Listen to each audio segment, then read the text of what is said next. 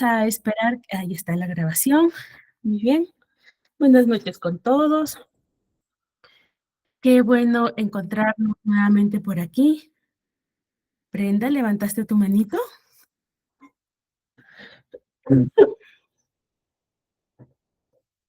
Ah, estaba saludando, imagino. Muy bien, a ver, ¿quiénes están por aquí? Buenas noches, Alessandra, Blanca, Brenda, Rainer, imagino que es. Buenas noches, Carmen, Connie, Dayana, Dora, Evelyn, Floricelda, Irma, Harley, Gabriela, buenas noches, Lady, ladies hay varias, Kelly, Lisbeth, Mayra, Noemí, buenas noches, qué gusto tenerlos nuevamente aquí en nuestra aula virtual para nuestra segunda sesión. Muy bien, vamos a darnos 5 minutitos, ¿ya? 5 minutitos para hacer nuestros ejercicios de estimulación cognitiva, ¿listo? Buenas noches. Vamos a hacer nuestros ejercicios de gimnasia. ¿Listo? ¿Están preparados? ¿Listas? Quien gusta, por favor, puede encender su camarita. ¿Ya? Puede encender su camarita para hacer los ejercicios. Y si no, no hay problema. ¿Ya? Los van siguiendo. Yo no voy a ver que los sigan, pero ya ustedes sabrán si hacen o no los hacen. ¿Listo? Muy bien, entonces vamos a empezar. ¿Se acuerdan del ejercicio primero? ¿Del facilito? ¿Ya les salió? Ya, si no estuvieron en la primera clase, no se preocupen. El ejercicio era este. Íbamos a alternar el movimiento de las manos. Ajá, perfecto, Brian Naranjo. Muy bien, Lucía. Leticia, Leticia es simultáneo. ¿Ya? Sí, ajá, perfecto. No es así. Así no, simultáneo. Así. Perfecto, muy bien, mucho mejor. Verónica. Muy bien, Roxana. Roxana, todavía estamos en el como si saludáramos. Pero ya vi que ya te sale el otro. Perfecto. Muy bien. Ahora vamos con el segundo. ¿Listo? Este es facilito. Muy bien. Facilito. Con el segundo ejercicio. Muy bien. Cambiamos. Muy bien. Veo que ya les sale mucho mejor. Coordinan mucho mejor. Ajá. Ahí está. A medida que practican, haciéndose mucho más rápido. Ah, no es así, por si acaso. Miren, miren el movimiento. Esto, luego esto. ¿Ok? No me hagan trampa, no me hagan trampa. Ya, Blanca, mira las manos, por favor. Es este movimiento. Sino que el fondo a veces hace que se distorsione un poquito la imagen, pero ahí a ver. ¿Listo? Ajá, muy bien. Va mejor. Muy bien. Ahora el tercer ejercicio. ¿Vamos? Era el ok, ¿recuerdan? Y la L invertida. Ay, la que enseña se equivoca. Muy bien. Ahí está. Ajá, muy bien, va mejor, va mejor. ¿Listo? A ver, Santos. Cerrando, cerrando. A ver. Ajá. Ok. L. Ok. L. Ya está. Muy bien. Ajá. Es en simultáneo, Leticia, en simultáneo. No te preocupes, está bien que salga así, solo te aclaro para que lo puedas ir corrigiendo, porque si no, te acostumbras a hacerlo uno después de otro. Para que el cerebro se vaya acostumbrando a la orden, hagan esto. Primero, no cambien de figura, pero hagan el movimiento. ¿Listo? Y saca. Puño y saca. ¿Ah? Ahí está. Puñito, puñito, puñito ambas y hacen esto. ¿No? Puñito y hacen esto. Muy bien, ahora de la otra mano, en el otro sentido. Puñito ambas manos, miren, puñito y comienzan a sacar, ¿no? Puñito y lo hacen. ¿Listo? Y luego, una vez que ya está entendida la orden, comienzan a alternar. Muy bien, listo. Les voy a enseñar otro. Muy bien. ¿Les dolió la mano esta vez? ¿Como el primer día o menos? Menos. ¿Por qué creerán? Porque ya se están ejercitando, ¿verdad? Al principio da como calambre en la mano, pero luego se va soltando. Muy bien. Nada más para contarles de experiencia. Yo cuando empecé a jugar con esto de las gimnasia, no podía hacer esto, no llegaba. Estaba muy duro el músculo de acá, no llegaba a hacer esto. ¿Ya? Y ahora ya, con facilidad, junto los deditos, pero no llegaba. Claro, porque practicamos, exacto, se enduran los músculos. Y más cuando uno está en la computadora, ya ni escribe casi. Se enduran los músculos. Muy bien, les voy a enseñar uno más. ¿Listo? Y les voy a dejar uno de reto. Entonces, el otro ejercicio es sencillito. Van a hacer puñito y van a sacar dedo, dedo meñique, sí, meñique y el dedo índice de la otra mano. ¿Listo? Meñique de una mano, en mi caso la izquierda, índice de la mano derecha. Hacen puño. Entonces, el ejercicio es este. ¿Listo? Sacar los dedos y luego alterno. Miren. Meñique, índice, índice, meñique. Meñique, índice, índice, meñique. ¿Listo? ¿Lo ven? Ahí está. Ahí, ahí está, ahí está. ¿Lo ven? Listo. Ajá. Muy bien. Primero, ya saben, para que el cerebro entienda la orden, hacen este ejercicio primero. Primero este ejercicio y luego en el siguiente sentido. ¿Listo? Y a una vez que ya está entendido el ejercicio que salen los dos deditos simultáneos, comienzan a alternar. ¿Está? Se les va a levantar por ahí el índice, ¿sí? Hasta que entiendan la orden. ¿Listo? Muy bien. Yo sé que se frustran, lamento frustrarlos, pero poco a poco. Vas a ver, Leticia Carmen, que cuando logres hacerlo te vas a sentir feliz y nadie te va a quitar la felicidad ni la satisfacción. De eso se trata aprender. Al principio cuesta. Luego cuando te sale, tú lo logré, ¿no? Y ya no te olvidas. Ajá, ahí está. Ya, simultáneo, simultáneo, simultáneo, Leticia. Bien, bien porque le sigues un ritmo, es como que bailas, ¿no? Como que bailas, sigues un ritmo. Pero ahora concéntrate primero en el movimiento. Dale la orden a tu cerebro que saque sus dedos. Pero te tienes que mirar qué es lo que estás haciendo.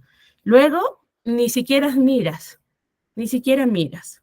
Así como hace Brian, que está, miren, ve, concentradísimo en mover los dedos. Ajá, despacito, despacito. ¿Listo? Muy bien, nos quedan 2 minutitos para practicar. ¿Ya está? Ay, ay, ay, por ahí. Perfecto. Y muy bien, van a practicar esos 4 ejercicios. Y les voy a dejar un reto. Por ahí he visto algunos que ya tienen bastante conexión de sus hemisferios, así que quizás lo puedan hacer. Este se llama escalera de dedos. Vas a juntar pulgar con el índice y en la otra mano vas a juntar pulgar con meñique. Y, ajá, vas a avanzar en sentido contrario. No vas a hacer esto, por si acaso, y vas a caer siempre en el mismo, es en sentido contrario. Entonces, avanzas de esta forma, ¿listo? ¿Ok? Yo sé que va a costarles. A mí me ha costado como un mes porque primero, todavía estoy en esta fase de mirando cómo se mueven mis dedos, ¿no? Dándole la orden. Así que vamos a ir practicando y van a lograrlo, ¿ya? Van a lograrlo. Así, siempre en sentido contrario. Entonces, si en esta mano yo voy a tener los 3 dedos de medio levantados, los dedos de las esquinas los voy a tener juntos, ¿listo? Y en esta casa, en la otra mano, voy a tener ok y los dedos siguientes los voy a tener sueltos hacia arriba. Y voy a tener que avanzar en sentido contrario siempre. Miren cómo caen los dedos. Si lo ubican, ¿no? ¿Ok? ¿Ven cómo caen los dedos? Muy bien. Este es el ejercicio, digámoslo así, que vamos a irlo practicando y a la siguiente semana, al menos mirándonos, ya debe estar coordinado el movimiento. ¿Listo? Los otros, este es para que se frustren más. Van a ver que lo van a lograr y van a decir, sí, ya lo hicimos, lo hice, lo hice. Pueden ponerse a practicar con sus niños, hacerse retos con su esposo, con el novio, con la enamorada, con lo que quieran, poderse a jugar estos jueguitos y van, ay, ya me equivoqué ahí, y va a ser, ¿bien? Ok, ¿frustrados o no frustrados? O ya mejor que la semana pasada, ¿sí? Mejor que la semana pasada, muy bien. Perfecto, entonces vamos a empezar nuestra clase, ¿ya? Un ratito.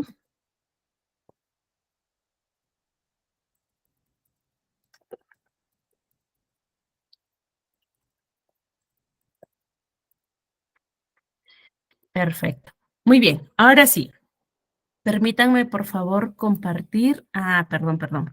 Nos quedó unos temas pendientes de la clase 1, ¿verdad? Tema 1, aquí está.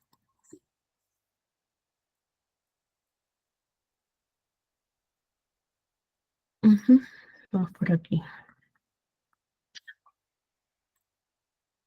Ah, Caro, ¿levantaste tu manito? Sí, tengo una duda. Me acabo de unir al grupo y a la clase. No sé de qué trató la dinámica. ¿Hay algún video de la clase pasada o algo así donde pueda ponerme al día? Ah, sí, claro, justo la coordinadora estaba comentándolos. Nosotros estamos en varias redes sociales como ITEC. Tenemos también un canal de YouTube que es ITEC en tiempo real. Las clases, una vez que las terminamos, quedan grabadas y nuestra coordinadora lo comparte al grupo de WhatsApp, comparte el enlace para que ustedes puedan revisar la clase. ¿Listo? De Me igual acabo manera, de les unir hoy. comparte, perdón. Me acabo de unir hoy. O sea, Sí. acabo de entrar hace ratito. No Ujú. está en ningún enlace Ah, de la primera. si me permites explicarte. Ok, disculpe. Ujú. Disculpe. Te estaba diciendo que en el grupo de WhatsApp, si te has unido hoy, al finalizar la clase, ya nuestra coordinadora está atenta a la clase, ella les va a hablar nuevamente de qué hay que tomar en cuenta para estar en el grupo de WhatsApp, si es que no lo están, si es que solo se han unido en la clase por el enlace publicado, y ella también les va a avisar para poder reenviarles el material. ¿Listo? Recién hemos empezado, llevamos una clase. En la clase anterior, nosotros estuvimos viendo una pequeña introducción a lo que era el tema de la psicología educativa y hicimos un ejercicio, ¿ya, Caro? Hicimos un ejercicio que nos permite a nosotros fortalecer nuestra capacidad atencional o dirigir nuestra atención y concentración para que se produzca el aprendizaje. Entonces, estos ejercicios que hemos hecho se llaman ejercicios de estimulación cognitiva o también le conocen como gimnasia cerebral, ¿ya? Aquí en un ratito les comparto otros enlaces para que ustedes vayan viendo videos, pero pueden buscarlos también. En YouTube hay un montón de videos sobre gimnasia cerebral. Hay muchas personas que hacen estos ejercicios, incluso que a medida que van avanzando en la dificultad, lo van combinando, por ejemplo, con canciones más largas, con bailes, ¿no? Que van llevando un ritmo, van cambiando porque va incrementando la dificultad de los ejercicios. ¿Ok? Entonces, eso es lo que hemos hecho, más o menos, hacia grosso modo, lo que hemos hecho en la clase pasada. Muchas gracias. Listo, Caro. De igual manera, Elizabeth, nuestra coordinadora, nos va a dar alcances al finalizar la clase. Así que les pido encarecidamente que no se vayan rapidísimo, que escuchen los informes que tiene que darnos y ya después de eso nos vamos a descansar. Muy bien.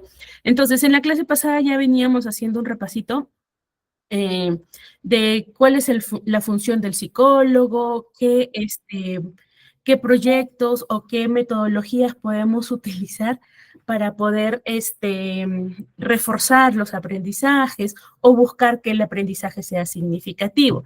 Y nos quedó pendiente aquí esta información acerca de algunas teorías que nos van a permitir que nosotros podamos buscar mejoras en cuanto al trabajo que vamos a hacer en la aplicación del aula.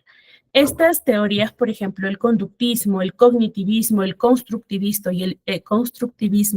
y el socioconstructivismo son enfoques que se usan de distinta manera dentro de aula. Lo veíamos con el socioconstructivismo, ¿no? Por ejemplo, el aprendizaje basado en proyectos, el aprendizaje basado en juegos, que nos permitía, por ejemplo, que los chicos a través de la interacción y a través de llevar a la práctica la información que están aprendiendo puedan crear o fortalecer su aprendizaje, ¿no? Entonces, el socioconstructivismo, que es una teoría basada en la teoría sociocultural de Vygotsky, nos dice pues que se ayuda mucho del entorno, de lo social para poder reforzar o generar aprendizaje. El constructivismo habla acerca del que el ser humano o la persona va construyendo su propio aprendizaje, ¿no?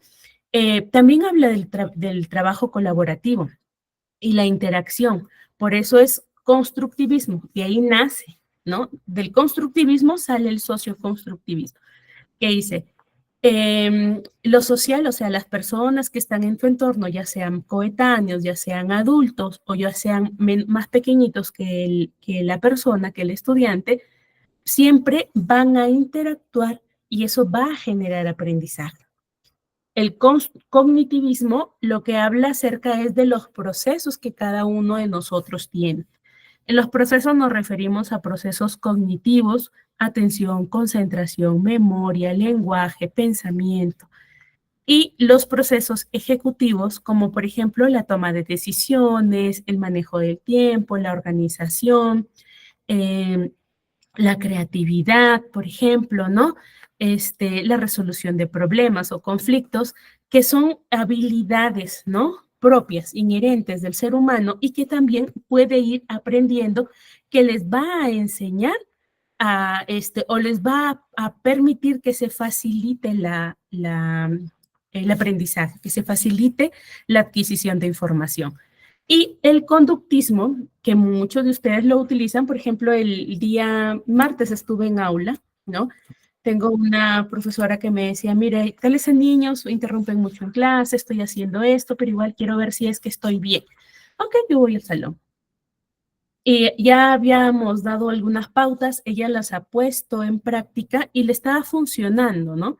Entonces le decía, solo hay que ajustar estas cositas, y utilizábamos los reforzadores, por ejemplo, ¿no?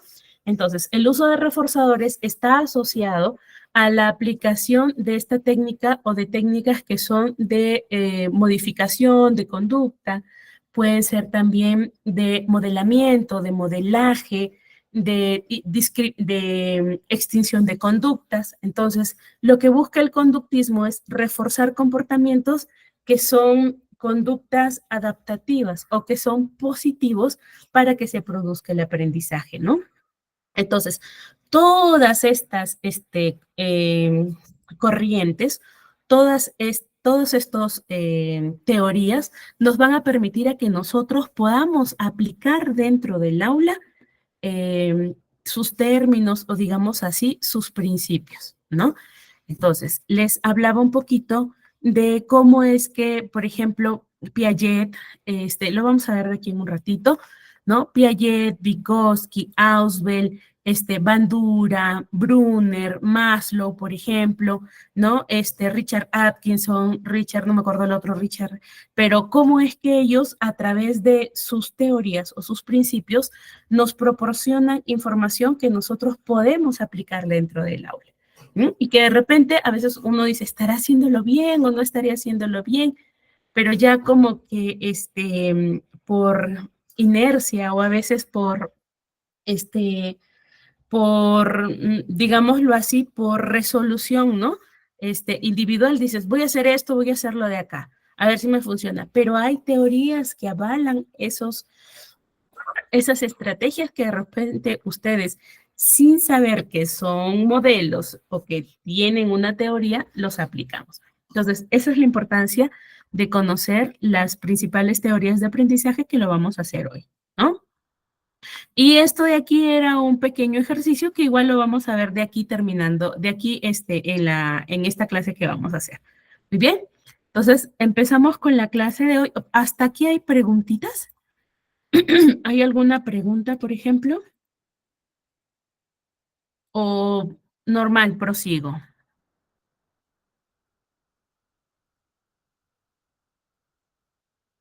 ¿Sí? Voy a avanzar entonces. Muy bien, entonces, normal, maestra. Perfecto. Entonces, ya viendo un poquito el resumen o como introducción para lo que son las teorías del desarrollo cognitivo, entonces vamos a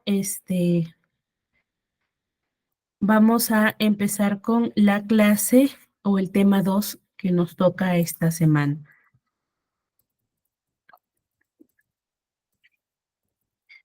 Muy bien. Ahora, les hablaba un poquito hace un ratito del conductismo, ¿no? Que era una de las corrientes que de hecho a la psicología la volvió ciencia y que nos permite que nosotros analicemos algo que es tangible o que es observable, que es la conducta. Entonces, viéndolo un poquito como historia, el conductismo nos da a nosotros el punto de partida. Pero el conductismo solamente se ubicaba o solo observaba conductas, ¿no? Y hablaba acerca de algunas,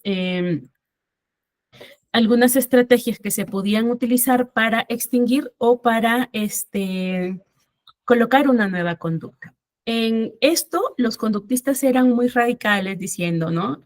Que si tú querías que, por ejemplo, una persona sea algo, tú tenías que decir específicamente qué querías que sea y a través del conductismo lo podíamos lograr. Esto hace ver como que solamente los seres humanos somos conductas y allí es que empieza o surge el cognitivismo que decía, hey, las personas no solo son conductas, también son los procesos internos que tienen, ¿no? Incluso el cognitivismo hace una comparación como, por ejemplo, las computadoras, ¿no? Que nosotros los humanos procesamos la información tal cual lo hace un computador. Entonces, esa es la analogía que usa para comparar cómo es el funcionamiento de la mente humana. Entonces, como el cognitivismo surge en contrapropuesta al conductismo, hay muchas teorías que hablan acerca de cómo se aprende. Es basado en el conductismo, pero ya mirando a la persona no solamente por lo que nosotros podemos observar, sea influenciado, sea innato, sino también por estos procesos de aquí, estos procesos mentales o los procesos, digamos, de crecimiento que también se van estudiando, que nos permiten, ¿no? Que nos permiten que nosotros podamos aprender. Por eso, en los campos de investigación de la psicología educativa, ¿no? Se orientan mucho a ver cómo se da el proceso de memorización, cómo se puede lograr la atención, que la atención vaya incrementando, el proceso atencional sobre todo, ve un poco cómo son las capacidades de aprender, digámoslo así, la interacción que tiene las personas y cómo esa interacción ya que viene de lo social y de lo emocional, va a influir en el aprendizaje. Entonces, así nacen las teorías del desarrollo cognitivo de Piaget. Por ejemplo, este señor es Piaget. Luego nace la teoría sociocultural de Vygotsky. Tenemos la teoría del desarrollo moral de Kohlberg, la teoría del aprendizaje por descubrimiento de Brunner, ¿no? Del aprendizaje significativo de Ausubel, la teoría de los niveles de aprendizaje de Cagnier, de las inteligencias múltiples, que imagino que ustedes lo deben haber escuchado mucho, ¿no? Las inteligencias múltiples de Howard Gardner, por ejemplo, que ya es más cercana a nosotros, ¿no? Tiene como 40 añitos de haberla publicado su libro o planteado su teoría de inteligencias múltiples y que de hecho da un boom, ¿no? Es un boom para en cuanto a la educación o la mirada que teníamos de la educación. Luego, la teoría del desarrollo psicosocial, que es una teoría de Erik Erikson, por ejemplo, ¿no? Que la vamos a ir ahorita desmenuzando un poquito, ¿ya? Y la teoría del procesamiento de información, que es de Atkinson y de Shiffrin, en que ellos van haciendo este símil, ¿no? De que nosotros procesamos la información o decodificamos la información, se archiva en, digámoslo, en carpetas, en compartimientos que les llamamos mapas mentales o mapas cognitivos, y que la información, como es guardada, como es reforzada, también puede ser evocada. Entonces, vamos a ir revisando estas teorías a grosso modo. En algunas sí me voy a detener un poquito más porque es importante que las vayamos entendiendo. Muy bien. Entonces, habrán escuchado de Piaget, ¿cierto? ¿Han escuchado alguna vez de Piaget? ¿Sí? No sé quién será Piaget. ¿Han escuchado alguna vez? ¿Sí? Muy bien. Perfecto. Sí han escuchado de Piaget. Listo. Si no, no se preocupen, no se preocupen. Si ustedes no han escuchado de Piaget, no hay problema, hoy día van a escuchar. Listo. Muy bien, la mayoría sí.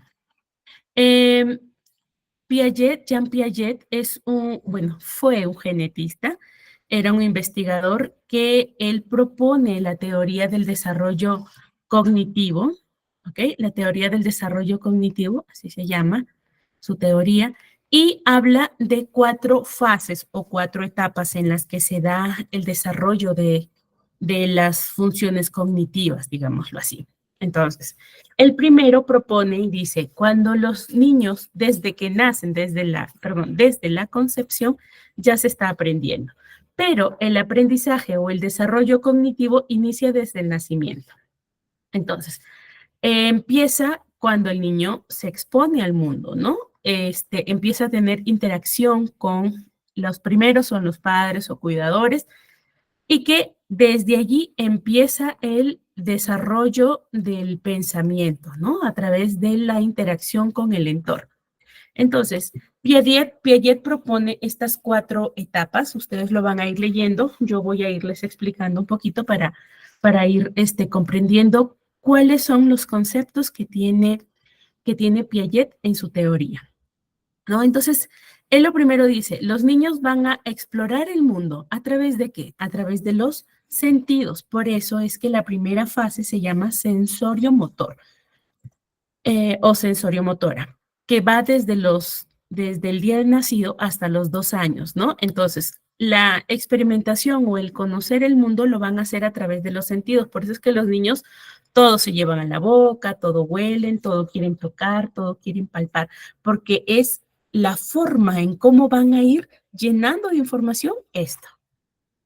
Muy bien.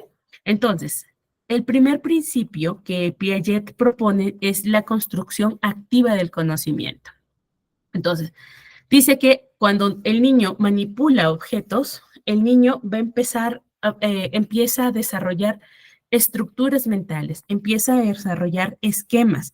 Y estos esquemas le van a permitir que pueda organizar la información, comprender la información. Entonces, lo principal es la construcción del conocimiento y que es activa, no dice que es estática. Luego, el otro principio que habla Piaget es sobre la asimilación y la acomodación.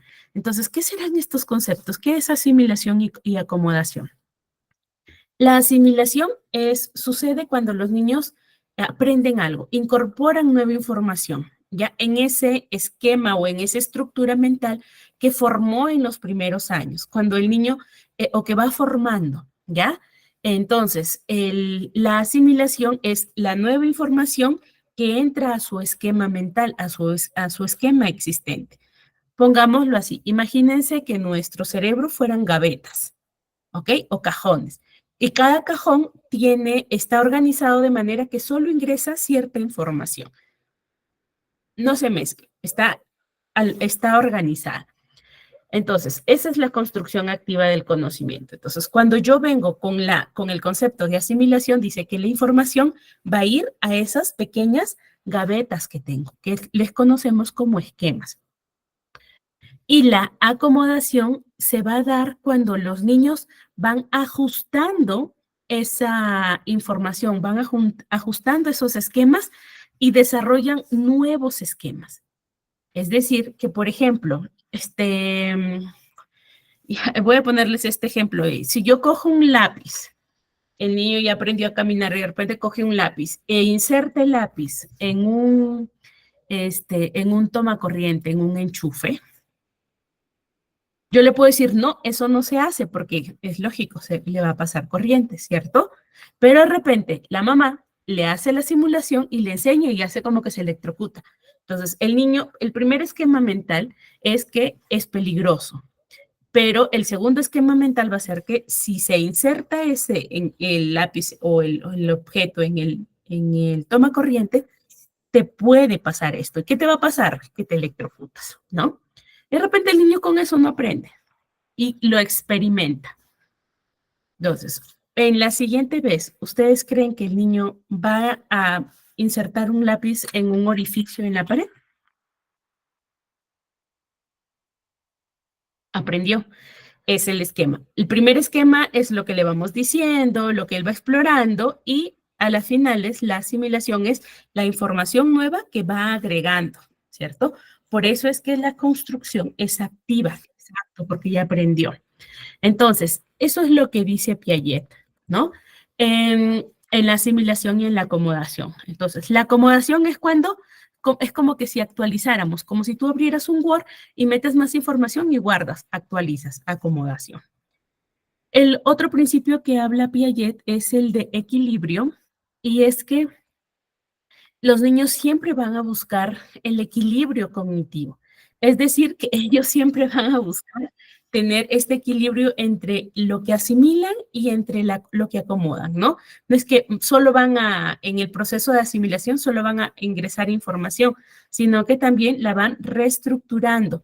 Por eso que cuando el niño se enfrenta a experiencias que son nuevas, que son novedosas, entonces esto les motiva a que ellos de repente ya tuvieron una experiencia y reacomoden, o de repente ya aprendieron y el niño tenga que enseñar o tenga que mostrar. Por lo tanto, este proceso de equilibración va a permitir que el niño reorganice, ¿no? Reorganice sus esquemas cognitivos y que se pueda adaptar mejor a la nueva información.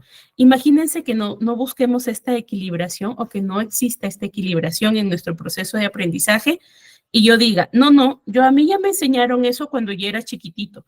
Ahorita ya no lo aprendo, ya no, ya de chiquito nomás, ahorita ya no. O que el niño te diga, ya sé todo eso, ya no me enseñes más. Se puede, ¿verdad? Porque el aprendizaje es continuo, es activo, no se deja de aprender. Por lo tanto, siempre se va a dar este proceso de equilibración entre lo que sé y lo que aprendo. Se mezcla la información y se reestructura el esquema, digámoslo así. Ajá, no sé, ya no me digas, ya lo sé. Acá, entonces, allí, por ejemplo, lo que nosotros debemos buscar es la manera en buscar ese equilibrio cuando damos la información. ¿ah? Porque la equilibración siempre se da, no solo cuando es niño, de toda nuestra vida, siempre se va a dar ese proceso de asimilación en el aprendizaje. Y Piaget también pues habla acerca de la zona de desarrollo próximo, que es uno de los conceptos que profundiza Vygotsky, ¿ya? Profundiza Vygotsky, pero que Piaget lo menciona en su teoría. ¿Ya? Lo dice como que siempre el niño va a necesitar de una persona que tenga desarrollada sus capacidades más que el individuo y que pueda enseñarle. O sea, que siempre se necesita que alguien te muestre, ¿no? Y eso lo podemos ver aquí en las etapas. Entonces, a medida que el niño va creciendo, va incrementando la capacidad de guardar información, la capacidad de razonar la información o de racionalizar la información y va formando su criterio propio. Entonces, así nos habla Piaget en su teoría, ¿no? Lo sensorio-motor, lo primero es ingresar información, toda la que se pueda se recaba a través de los sentidos. En la preoperacional ya empieza el niño a hablar, a utilizar el lenguaje. Por lo tanto, ya empieza a comunicar lo que piensa, ¿no? Utilizando el símbolo, utilizando el lenguaje. Aquí también vamos viendo algunos cambios en la parte conductual y en la parte emocional del niño. A partir de los 7 años, el niño ya se vuelve mucho más lógico. Entonces, aparece la capacidad o se presenta la capacidad de que el niño pueda desarrollar operaciones matemáticas y que ya no use, por ejemplo, los deditos, sino que las razone. Por eso es de operaciones concretas. Ujú. Sí, Sandra. Perfecto. Así es. Cuando asimilan y acomodan, retienen información. Es que actualizan. Y cuando actualizan es porque entendieron lo que sucede. Entonces, reacomodan la información que tienen. ¿Ya? Y las operaciones formales es cuando ya aparece, por ejemplo, el criterio propio, el pensamiento crítico, el juicio de valor. Y aquí en esta etapa es por ejemplo, uno de los puntos que habla Kohlberg, que aparece la moralidad, ¿no? Les ponía aquí antes la teoría del desarrollo moral de Kohlberg, que Piaget la asume. Aquí dice, sí, los niños mientras van creciendo, por ejemplo, a los 11 años es la adolescencia, ¿no? Aparece en la adolescencia. Y aquí empieza a quebrarse digámoslo así, la identificación con los cuidadores primarios y empieza el niño a individualizarse, no solamente porque empieza a tener autonomía, sino porque empieza a pensar por sí mismo. Entonces, ya puede generar juicios de valor, entiende las cosas, la forma más digámoslo así, la información de forma abstracta, ¿no? Toma decisiones. Yo siempre digo, los primeros 10 años es como que tú entrenas a tu niño para que a los 11 él solito ponga en práctica lo que le enseñaste. Para mí es así. Entonces, en los primeros años tú te enfocas en darle lo mejor, porque es la base. Y luego al niño lo dejas solo para ver si es que está asimilando o si aprendió las cosas, ¿no? Como tú se las mostraste. Entonces, aquí ya aparece el pensamiento más lógico y más científico. Entonces, esto se va a desarrollar desde los 11 en adelante, según Piaget. Luego viene Vygotsky, que toma parte de la investigación de Piaget, también toma parte de la investigación de Ausubel, por ejemplo, ¿no? De Erickson, toma bastante lo que es la información de Gagné. Entonces, es como que Vygotsky hace un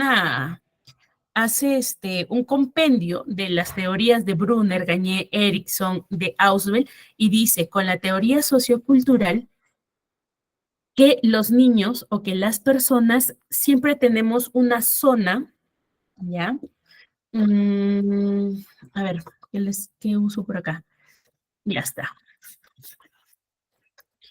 Imaginen esto como una escalera, ¿listo? Como una escalera. Ok, lo observan, ¿verdad? Sí la observan. Es una escalera. Ay, no se ve. ¿Listo? Ay. Bueno, ni modo. Son lapicitos que tengo aquí. Entonces, aquí va a estar, aquí estamos nosotros, en este peldañito, en el amarillo. ¿Listo? En el amarillo. Y dice, sí se ve, perfecto. Supongamos, en el amarillo es donde estamos, es nuestro nivel.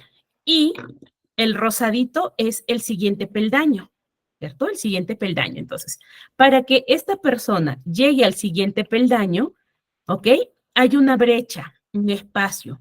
Este espacio se llama zona de desarrollo próximo.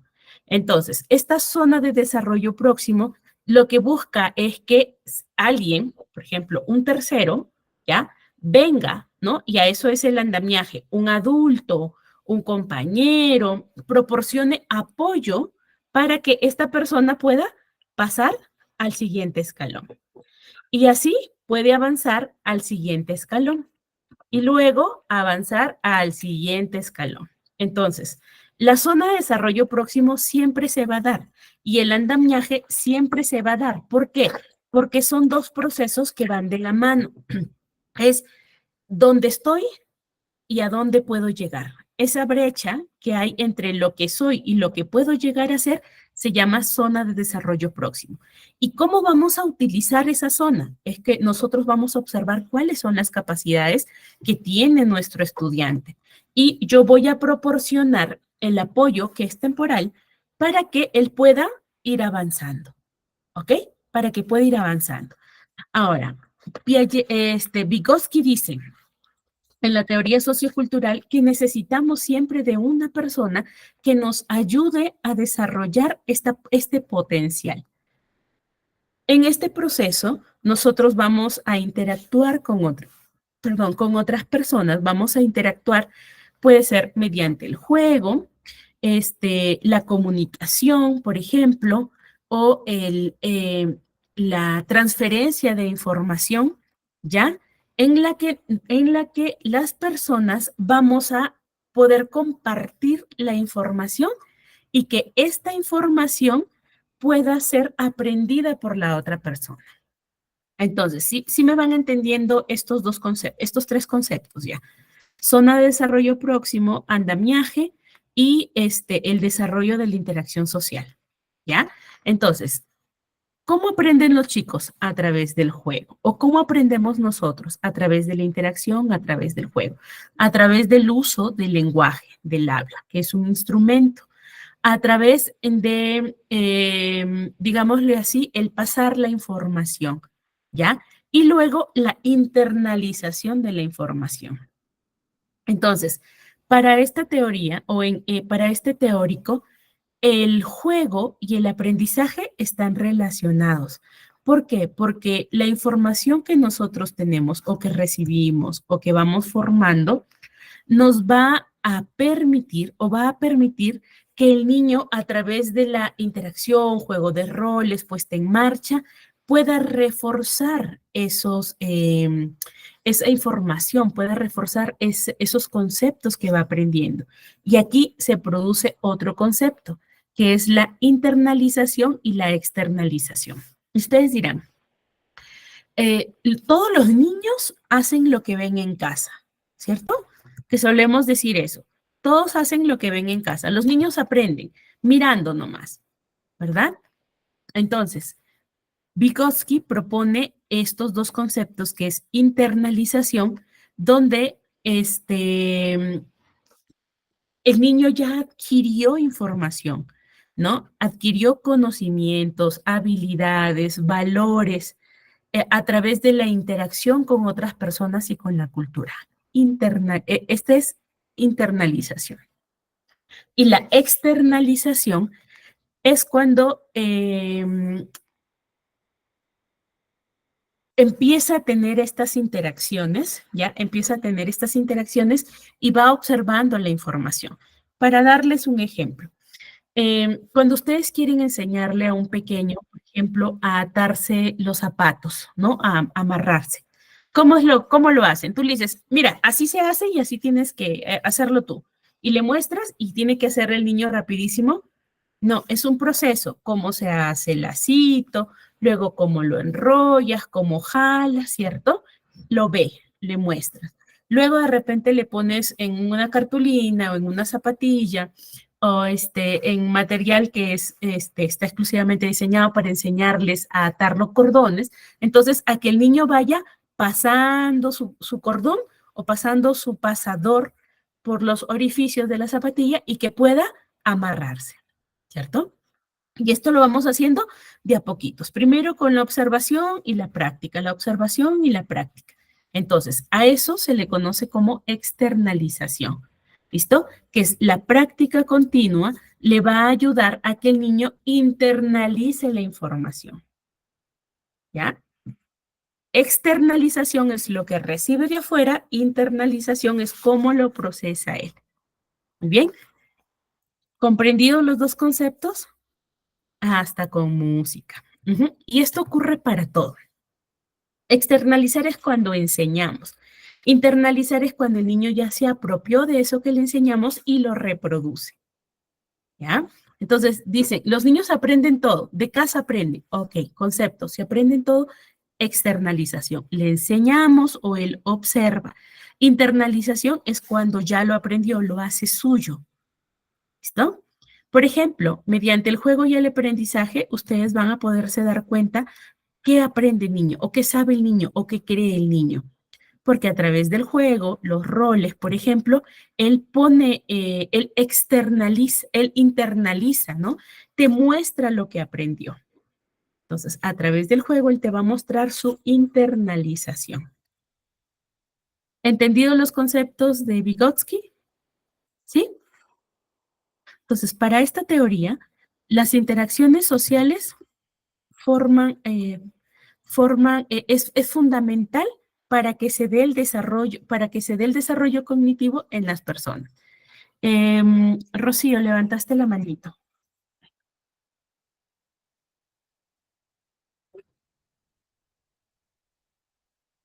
¿Era manito de pregunta o manito de que sí vamos entendiendo?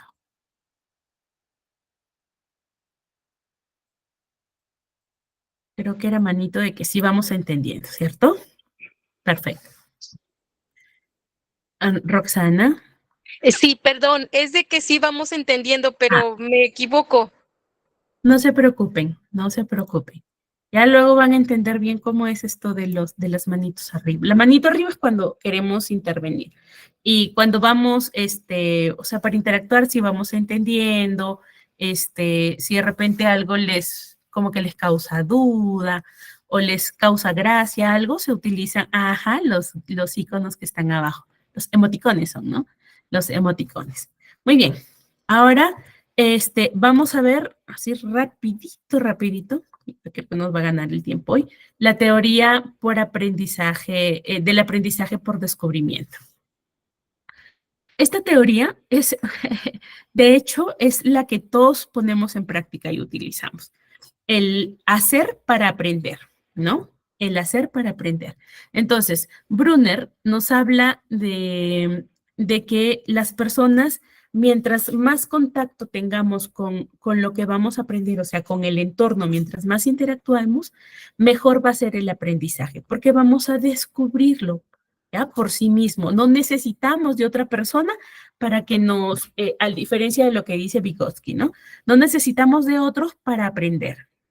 Entonces, Brunner habla de la estructura de la mente, ¿ya? Y de estos esquemas que utilizamos en el aprendizaje, ¿ok?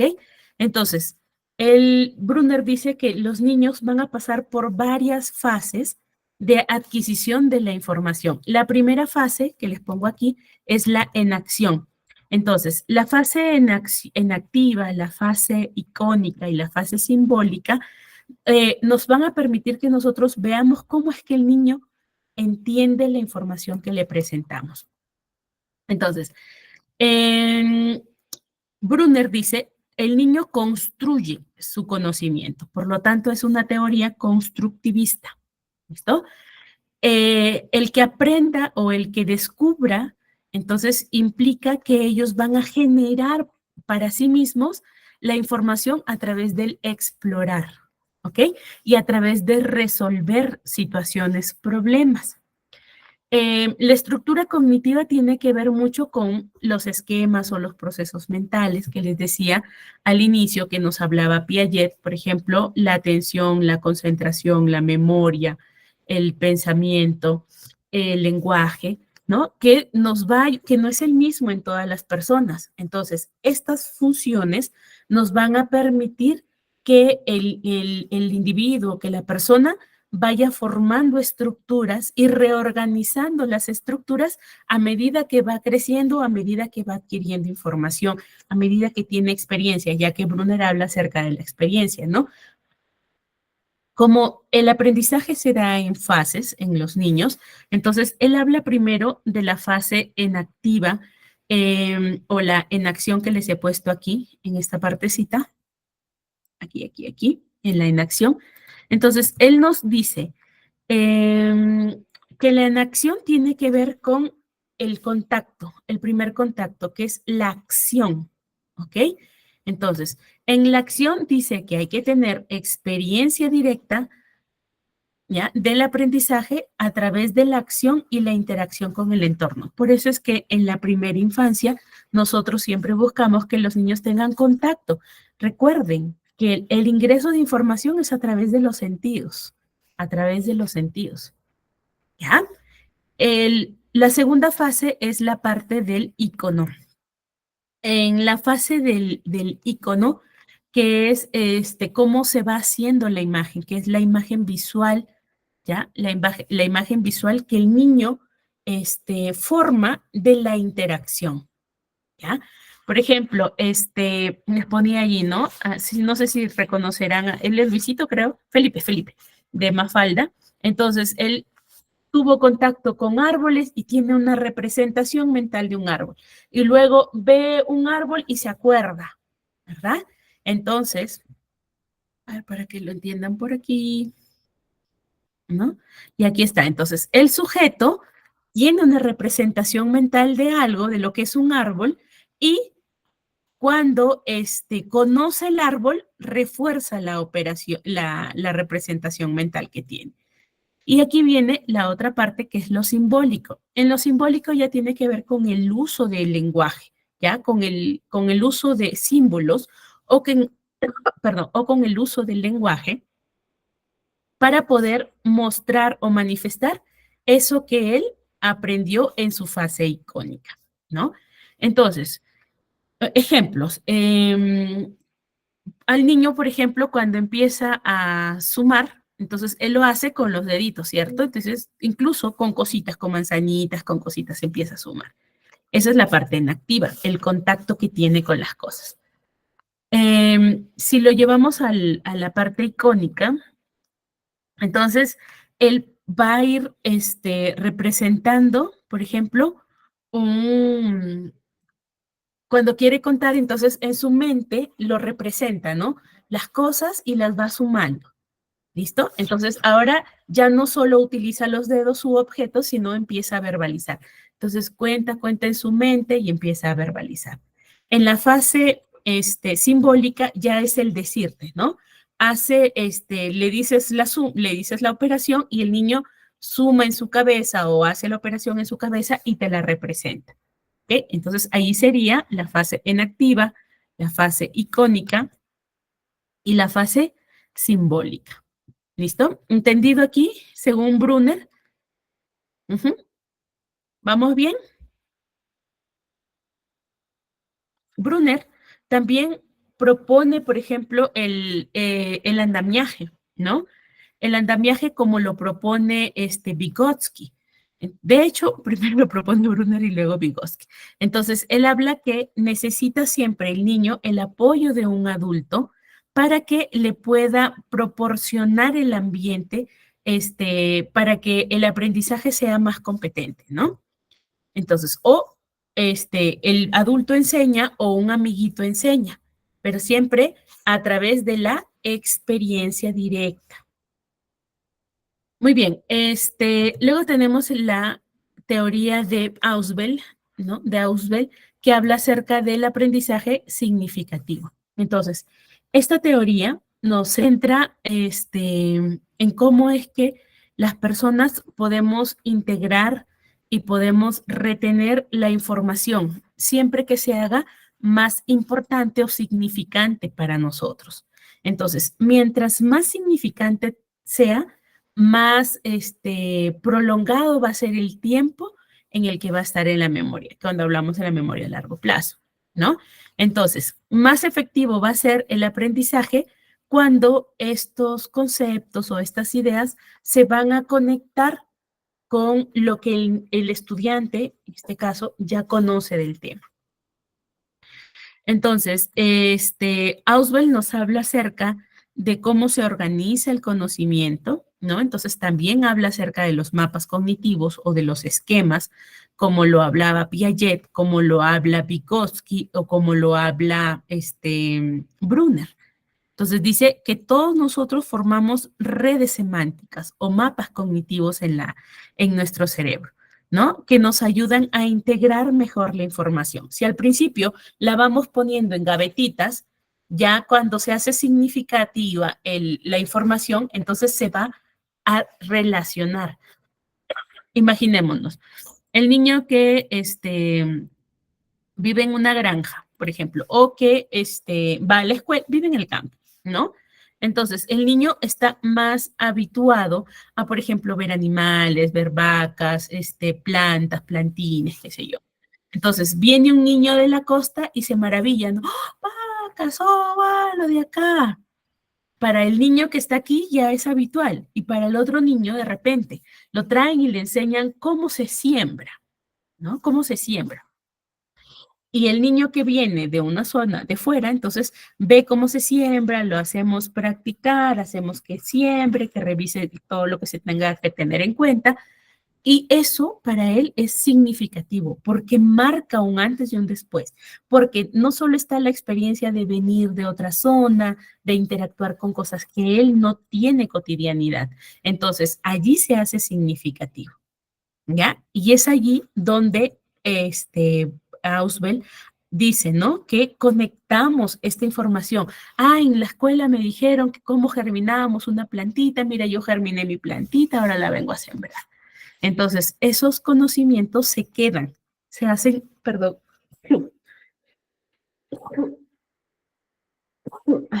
se hacen mucho más perennes, ¿ok?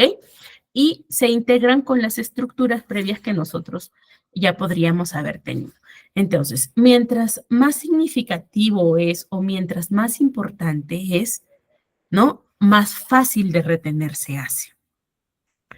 Ausubel también nos sugiere que cuando los conceptos, ¿no? Cuando de repente las ideas o los conceptos, se relacionan mejor, ¿no?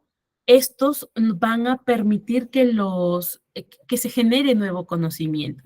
Por ejemplo, que yo diga, que en mi cabeza, me acuerdo mucho de esto, me pasó, y si quiero una planta de plátano, entonces en mi cabeza yo sembraba un plátano, así como germinas una manzanita, una semilla de manzana, un frijol, o unas semillas de tomate, y dije, ok, tengo que enterrar un plátano para germinar un plátano.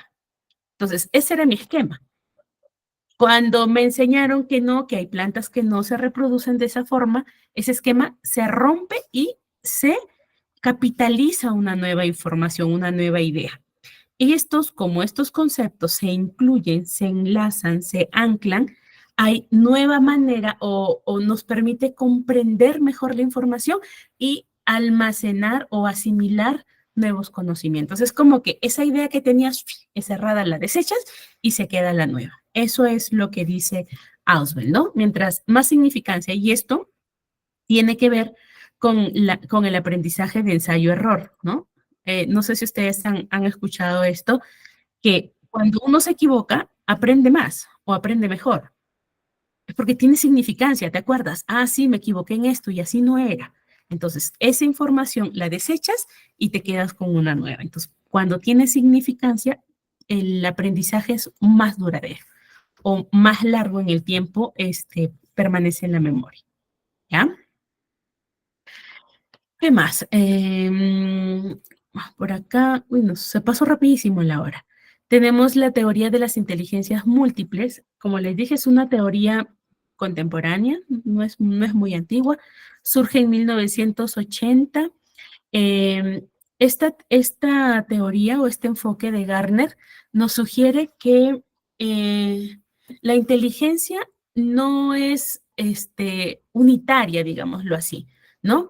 Que no es general, no es que ser inteligente es solo ser bueno en matemáticas o solo ser bueno en letras, sino que existen diferentes formas de inteligencia, ¿no?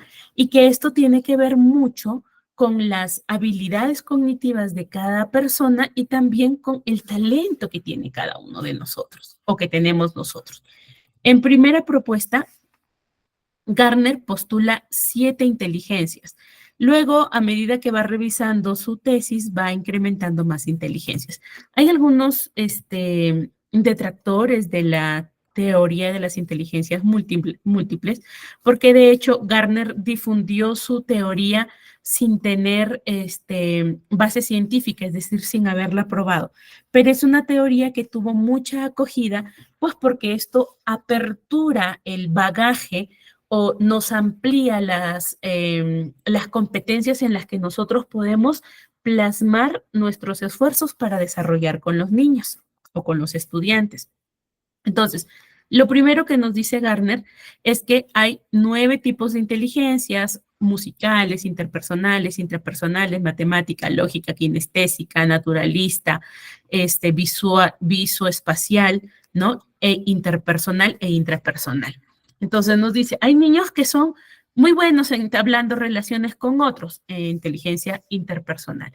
Hay otros que son muy analíticos, muy ensimismados, muy resilientes a intrapersonal, perdón, ¿no?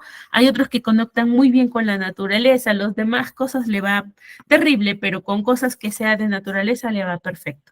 Entonces es porque su talento o sus capacidades están más orientadas a esas habilidades, ¿no?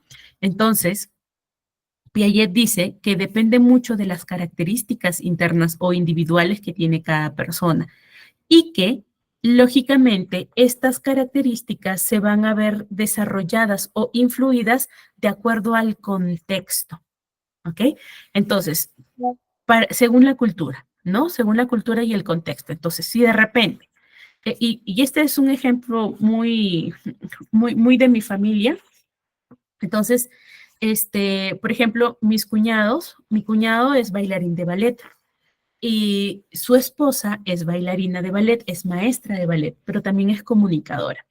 Entonces, ella estudió esa carrera, pero digamos que su actividad profesional es en la academia de ballet. Entonces, ambos padres artistas, la abuela artista, la abuela es modista, los otros abuelos son muy académicos, muy intelectuales, entonces culturalmente los abuelos maternos querían que la niña fuera pues muy buena en matemáticas, en letras, ¿no? Entonces la niña en la escuela no le va mal, pero han visto que sus talentos están más orientados al arte. Pinta hermoso, tiene un ojo así como, digámoslo, clínico para colores, para texturas. Incluso esta niña tiene 8 años y ella diseña los vestuarios de la academia de la mamá. Entonces, cuando conversaba con su mami, le digo, ¿cómo le va, no? ¿Cómo le va en la escuela? Me dice, la vamos a cambiar de colegio, la pusimos en este colegio que es matemático, y pues le va bien, pero sentimos como que ella nos ha pedido que busquemos una escuela que también le ayude a desarrollar la parte artística, porque ella está metida en esas cosas, ¿no? Entonces la mamá dice, nosotros quisimos que estuviera en una escuela que es mucho más intelectual, pero no le va bien, o sea, no desarrolla el potencial como esperamos, ¿no? Como lo que ella tiene. Entonces vamos a buscar una escuela que también vaya desarrollando estas habilidades que ella tiene, ¿no? Entonces está en una escuela, creo que es ahora de Futura o no me acuerdo que es Innova, donde no solamente se enfocan en las matemáticas, ¿no? Es más holística. Entonces, les permiten que vayan desarrollando esta parte artística, esta parte interpersonal, ¿no? Otra niña, sí, de una colega, buena en clases, así como promedio, pero es muy buena con los chicos, por ejemplo, nuevos que se integran a clase. Su aula es inclusiva y ella busca mucho que todos sean comprensivos, guiar a los niños nuevos, a los niños que tienen dificultades. Entonces, la maestra le dice, mire, tu niña no es así excelente, no es que saque as o ADs en matemáticas, en literatura, pero ella tiene un don de incluir siempre a las personas. Y es líder, arma equipos, propone ideas, la gente lo sigue, pero ella es integradora. Entonces vamos viendo que ella tiene o sus habilidades están más orientadas a lo interpersonal, ¿no?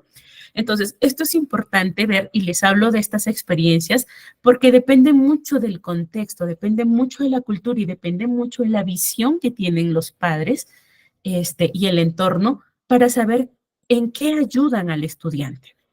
Entonces, con esto no digo que si mi hijo es bueno en música, solo me voy a dedicar a la música. O sea, hay cosas que necesita aprender porque son parte del paquete estudiantil, pero nos vamos a enfocar en también, según esta teoría, en hacer digámoslo así, este potencial que tiene cada persona, que es su combinación, ¿no? No es que porque solo es interpersonal ya es malo por ejemplo, en kinestésico corporal. Entonces, que somos una mixtura, somos un mix, pero que tenemos ciertas habilidades más desarrolladas que otros. Entonces, bajo este enfoque, lo que se busca es que se brinde atención a todas las habilidades y no solamente a las matemáticas, lingüísticas o ciencias, ¿no? O biológicas. Esto es lo que propone Gardner en su teoría. A ver, ¿qué dicen por acá? Y la inteligencia que está relacionada con la espiritualidad. Claro, ahí es la intrapersonal, ¿ya? La intrapersonal. Y también está relacionada con lo interpersonal. Entonces, sí tenemos de todo, hasta uno mismo, ¿no? Uno mismo, ya adulto, tú vas identificando que en ciertas cosas eres mucho mejor que en otras. Y tiene que ver con tus características individuales. ¿Listo? Esas características individuales que nos hacen sobresalir de ciertos grupos. Y en otros grupos, pero nada, ni opinamos, ¿no? Porque tiene que ver mucho con tu potencial, con tus habilidades. ¿Listo? Entonces, una vez que ya hemos visto estas teorías, vamos a ir viendo cómo las podemos incluir, ¿no? O cómo utilizamos estos enfoques y estas teorías en el aprendizaje. Entonces, lo primero es, tomando la teoría de Gardner, que todos los estudiantes somos distintos. Por lo tanto, todos nosotros tenemos una configuración distinta. Eso implica que aprendemos distinto, eso implica que tenemos distintas motivaciones y implica que también utilizamos distintas habilidades cognitivas para poder resolver situaciones. Algunos ni siquiera tienen esas habilidades para resolver situaciones o resolver problemas y otros las tienen mucho más desarrolladas. Entonces, lo que nosotros debemos identificar es cuáles son estas diferencias individuales de mi grupo de estudio, de mis estudiantes, para que pueda adaptar estas estrategias para poder cubrir toda la demanda que tengo, ¿no? Y ustedes me dirán, no, esto es recontra difícil. Solo que en el día a día, en la interacción, tú ya vas conociendo cómo son tus niños, ¿no? Volviendo al caso de esta maestra que me dice, en mi aula mis niños interrumpen mucho, no puedo avanzar, no saben escucharse. Entonces, la estrategia de la maestra ha sido agruparlos, 3 o 4 alumnos chiquititos, y va pidiendo intervenciones por grupos, ¿no? Entonces, primero les hace razonar, que vean con su cotidianidad, con lo que está en su entorno, y luego les presenta la información. Entonces, aquí va utilizando distintos modelos, ¿no? Utiliza lo conductual, utiliza lo cognitivo, utiliza el constructivismo, utiliza la teoría sociocultural. ¿Ven? Todo en una sola clase. Y es que no es solo un modelo para todas nuestras clases hacerlas así. En buena hora que tenemos distintas teorías porque nos permite que nosotros podamos utilizar mayores conceptos, que tengamos más bagaje, que lo podamos utilizar en el aula mixta que siempre vamos a tener. ¿Ok? Entonces, eso es lo importante de tener información de para qué sirven estas teorías. Ahora, en el aprendizaje colaborativo, por ejemplo, ¿no? Lo que dice Vygotsky, que el trabajo en equipo no solamente les va a ayudar a llenar esto de información, sino que les va a permitir trabajar en equipo, resolver conflictos, tomar decisiones, capacidad de organización, ¿verdad?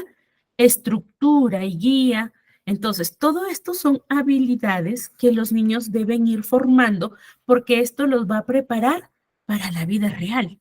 En el colegio es la práctica y ahí van como que en la vida real también, ¿no? Porque van aprendiendo a interactuar con otros, a ser tolerantes o a ser intolerantes, a ser responsables, van aprendiendo estas funciones o estas habilidades que les van a servir para que ellos puedan integrarse a la vida adulta, según Vygotsky, ¿no?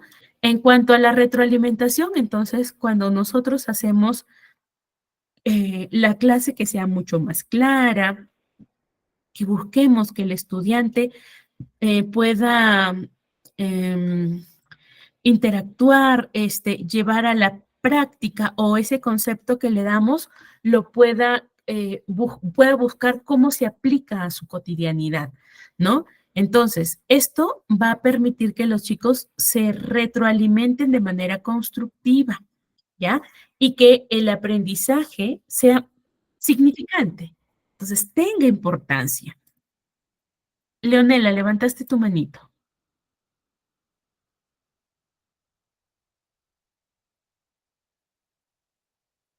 ¿Sí? Ok. Si quieres hacer una pregunta, normal, abres tu micro, ¿ya? Mire, si espero hasta que haga la pregunta, vamos a perder tiempito. Pero normal la haces. O si no puedes abrir tu micro, puedes hacerla por el chat, le escribes. Yo estoy pendiente de eso. Entonces, ya que hemos repasado todas estas teorías, hemos entendido un poquito de qué estructura tiene, cuáles son los principios, cómo la podemos utilizar en el aula, vamos a hacer un pequeño ejercicio. ¿Ya? Lucía dice mejorar la relación. Cuando hablaba del trabajo colaborativo. Sí, claro. En eso ayuda. En eso ayudas. Que yo no voy a mandar al niño en su etapa adulta sin que sepa trabajar en equipo, de repente que no tolera la frustración o quiere la recompensa inmediata. Entonces, no se va a poder adaptar, no va a ser un adulto funcional. Entonces, este proceso de aprendizaje en la escuela les va a permitir que ellos puedan ir practicando estas habilidades, ¿ya? Y eso es algo que yo siempre les recomiendo. Los adultos no deberíamos resolverle los problemas a los niños, ellos tienen que aprender. Si uno como adulto le resuelve siempre, entonces, ¿qué aprenden ellos? ¿Para qué se da el conflicto? Conflicto es necesario para que ellos sepan tomar decisiones, evaluar. Ahí tiene que ver la moralidad, el criterio, el pensamiento, la opinión. Eso les va a permitir que ellos puedan adaptarse a la vida adulta. Dentro de este proceso, sugerencias. Miren, no se trabaja tan diferente con niños que tengan trastornos en el neurodesarrollo. La estrategia es la misma, lo que cambia es la actividad o, digámoslo así, el nivel de dificultad con el que voy a trabajar. Entonces, por ejemplo, si yo tengo, que siempre les digo en el curso, ¿no? Si yo tengo un niño autista, no es que lo que me funciona con una niña o lo que me funcionó con un niño me va a funcionar con otro. No hay una receta por justamente estas características individuales. Lo que yo tengo que conocer primero es quién es este niño que tengo yo en aula, quién es, qué le gusta, qué le motiva, cómo puedo llegar hacia él, cómo ayudo a regularlo emocionalmente, ¿Qué reforzadores puedo utilizar? Claro, es como les digo, es la misma estrategia, pero las actividades son las que cambian. Dificultad y dependiendo también de la capacidad que tenga. El autismo tiene grados, 1, 2, 3, 4. Dependiendo del grado es la asistencia o la ayuda que necesita. Hay autistas que la dificultad que tienen está más que todo en lo socioemocional, pero en lo cognitivo va muy bien. Entonces, si de repente es muy hábil cognitivamente, si yo le llevo las cosas, digamos, sencillas, lo aburro y pierdo esa motivación o esa curiosidad. Por eso es importante que conozcan quién tengo yo. Si tengo un niño, por ejemplo, con déficit atencional, pero el niño le va, normalmente los que tienen déficits atencionales no tienen dificultades emocionales, tienen dificultades conductuales porque a veces no se les, como son impetuosos, perdón, TDAH. Tú me estás preguntando por déficit de atención nada más. Entonces, no va a prestar atención en actividades que no le son atractivas. Por lo tanto, tengo que hacer atractiva la actividad. Tengo que engancharlo para que su atención esté conmigo. Entonces, no es que no vaya a aprender, solo que aprende distinto. O el trabajo es diferenciado porque tengo que buscar una motivación que lo atraiga. ¿Ok? Recuerden, niños con problemas atencionales, las tareas es como paso a paso 1, paso 2, paso 3. Y no se le deja la tarea, tienes que hacer esto, lo de acá. Vamos tarea por tarea, paso por paso, proceso por proceso. Entonces, es como masticarle lo que tiene que hacer. Así se les brinda estructura. Entonces, en el caso del TDAH, necesita estructura porque carece de ello. En el caso de autismo, tienen demasiada estructura que necesitan juego libre. Entonces ven que son distintas necesidades. Lo importante es conocer quién es tu alumno, ¿ok? Yo sabiendo de qué se tratan las condiciones con las que estoy trabajando y entendiendo quién es mi alumno, puedo individualizar las actividades. Como les digo, no hay una receta que con un niño me funcione y que con otro no. Pero sí tengo que entender si es que este niño necesita mejor estructura o no necesita mejor estructura. Eso es lo que tengo que buscar. Con niños, por ejemplo, con déficits atencionales y con hiperactividad, ayuda muchísimo la anticipación. Y creo que con la mayoría de niños, la anticipación. Entonces, explicarles, decirles, contarles, que te repitan, ¿no? Que te validen cómo lo entendieron, ayuda mucho. Y poner límites ayuda mucho. Con niños que tienen demasiada estructura, también rutinas, tiempo, cumplir, porque si sale algo fuera de su rutina, los altera. ¿Lo ven? Entonces siempre necesitan una estructura, necesitan la anticipación y depende de los recursos que tengan cada uno, yo voy a tener que utilizar estas estrategias. ¿Ah? Muy bien, entonces, ¿alguna otra pregunta que tengan? Lucía dice con adaptaciones. Claro, recuerden que la educación responsable y la educación inclusiva dice que las actividades curriculares en caso de niños con necesidades educativas especiales deben adaptarse a la necesidad del niño. Y esto lo tienen que hacer. Entonces, tienen que hacer las adaptaciones curriculares. Ya no se habla, ya, les voy a responder. El RM ya no se le conoce como RM, sino como discapacidad intelectual, ¿ya? O déficit cognitivo. Ya la tipificación de retraso mental ya no se usa. También hay niveles, ¿ya? Hay leve, moderado, grave, por ejemplo, o promedio, ¿no? Promedio, leve, moderado, grave. Entonces, la discapacidad intelectual definitivamente tiene que ser evaluada. ¿Por qué? Se hacen unas pruebas o se hacen unas evaluaciones en las que te van a decir, mira, en tales áreas el niño tiene mayor dificultad o la niña tiene mayor dificultad. Entonces, de acuerdo a eso, puede ser velocidad de procesamiento, resolución, puede ser la parte matemática, vocabulario, a ver qué más tienen las pruebas de inteligencia. Resolución, tiempos. Entonces, dependiendo de cuál es su condición, acuérdense, ¿ya? ¿Cuál es su condición? En la discapacidad intelectual, por ejemplo, leve, ¿no? En la leve se les puede enseñar qué actividades pueden aprender, qué conceptos pueden aprender, y esos conceptos, cómo los llevan a su cotidianidad. Por ejemplo, en una discapacidad intelectual moderada, no le puedo exigir que aprenda, ¿ya? Va a aprender, sí, le va a tomar más tiempo, pero va a aprender menos cosas. Y lo que tengo que hacer o lo que se busca es que, por ejemplo, ellos vayan aprendiendo habilidades cotidianas que les van a servir para su supervivencia o para su atención. Aprender, por ejemplo, de alimentos, de aseo, entonces estructuras o actividades que le permitan al niño ser o conseguir un poco de autosuficiencia, ¿no? Habilidades sociales también, que se necesita mucho para que sepan interactuar con el entorno. ¿Qué es lo que ocurre con este tipo de casos o con estos niños que tienen estas dificultades? Ya, las comorbilidades ahí sí son complicadas de trabajar y tienes que hacerlo puntual con el caso, con estudio. Les repito, acuérdense, con niños que tienen necesidades educativas especiales, no hay una fórmula única que te ayude y te diga, mira, esto haces y así te va a funcionar.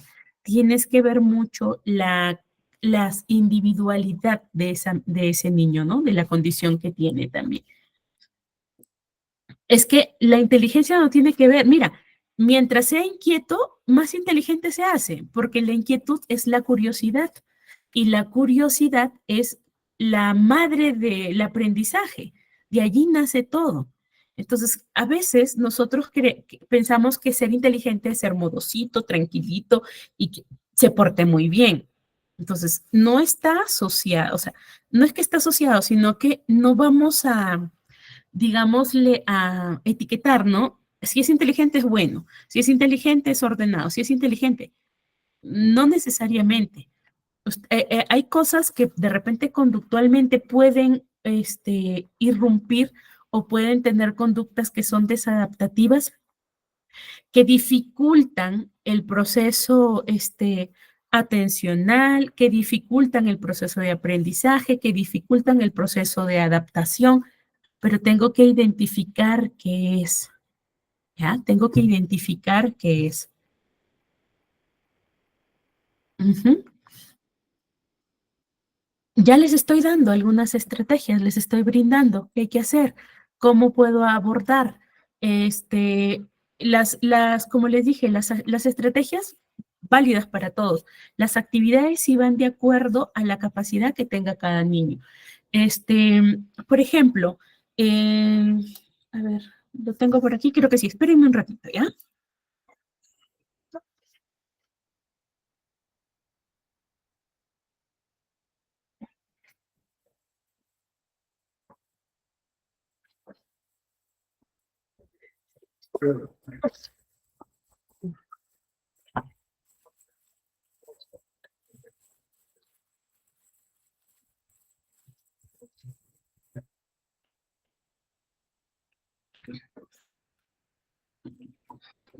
Ya.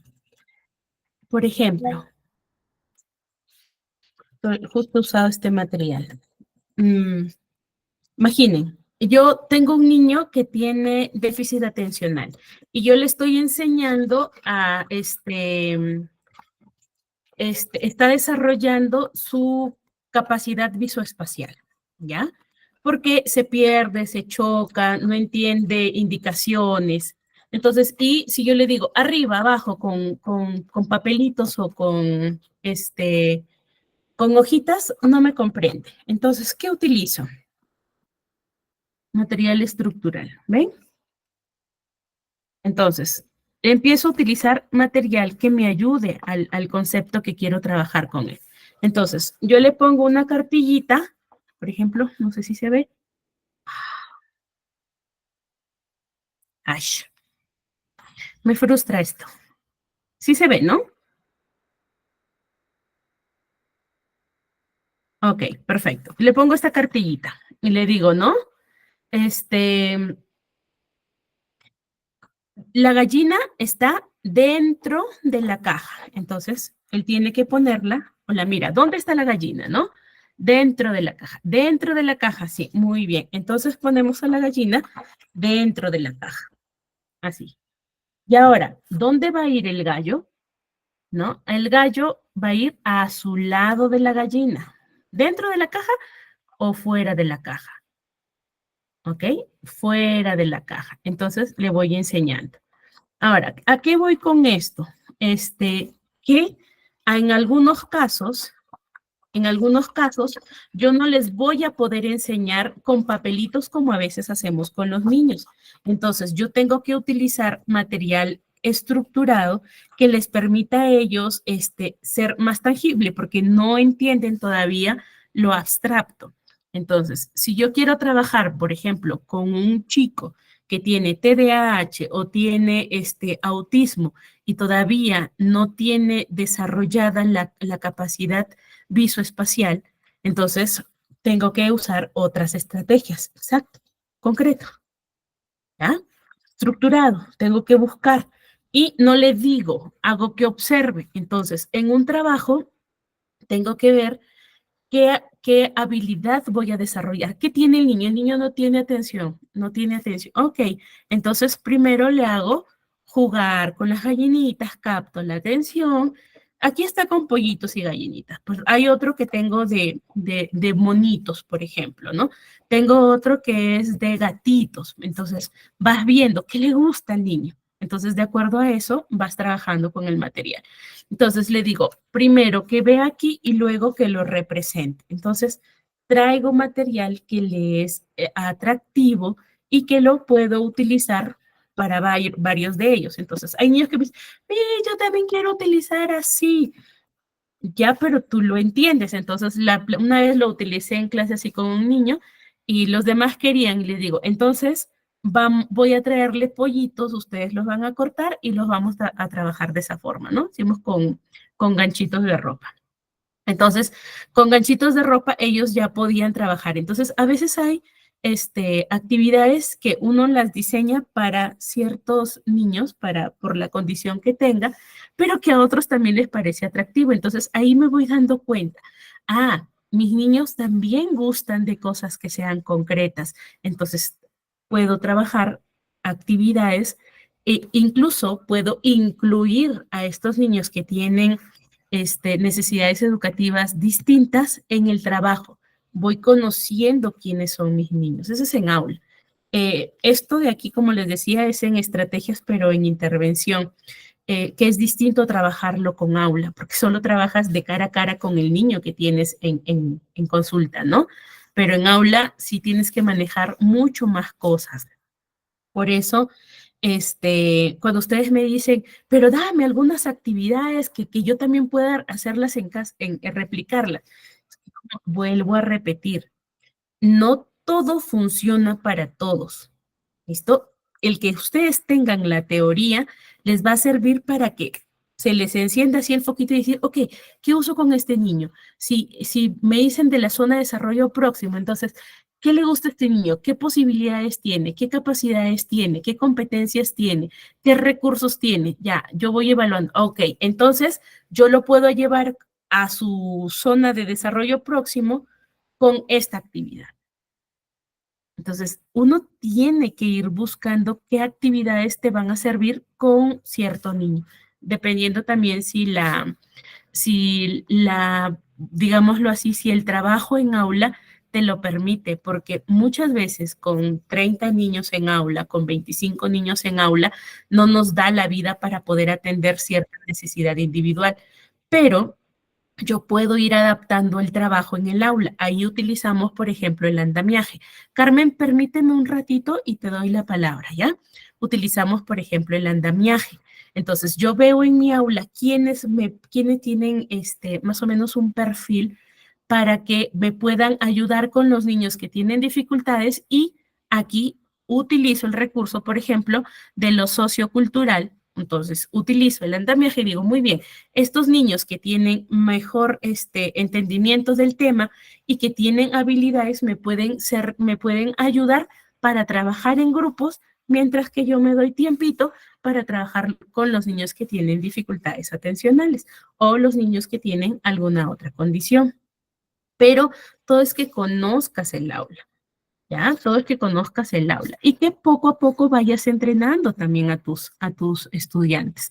Carmen.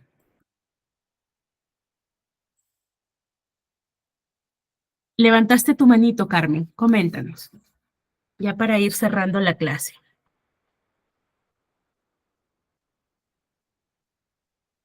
¿Nada?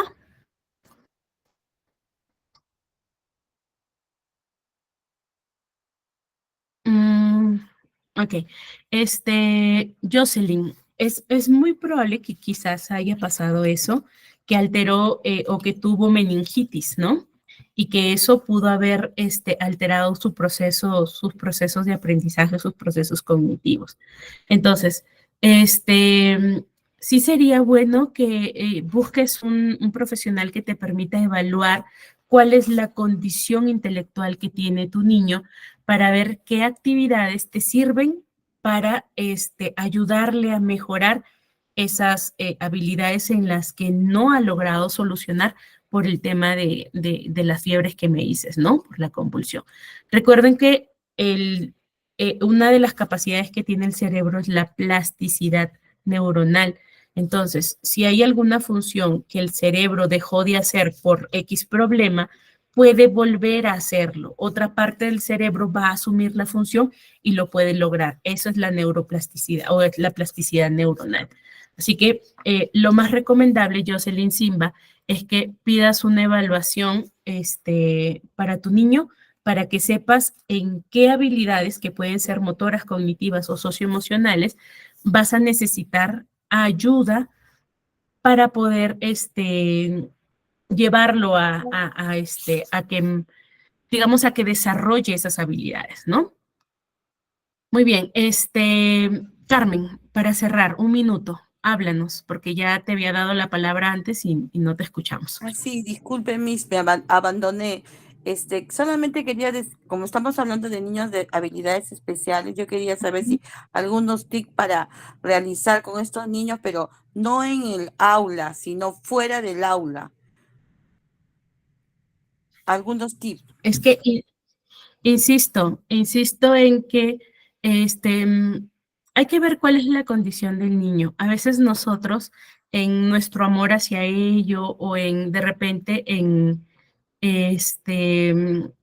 querer hacerlo en casa, tratamos de hacerlo allí, y la necesidad que tiene el niño va más allá de nuestra capacidad de ayuda. Yo siempre les recalco, si ustedes están en la posibilidad de llevar a un niño a evaluación, háganlo. ¿Por qué? Porque en la evaluación no solamente van a darse cuenta de qué condición tiene el niño, sino van a tener que hacer la intervención.